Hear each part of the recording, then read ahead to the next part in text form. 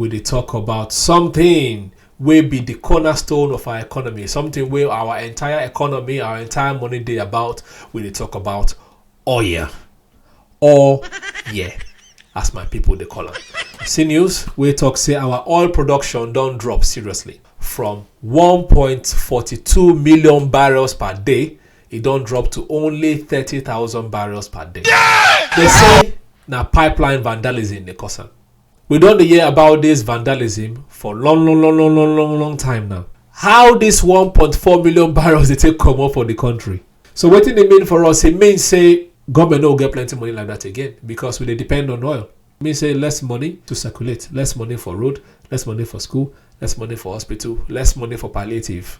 And it also means say the price of fuel fit go up again. It already dey high. It go even double or triple or quadruple because we no get money like that.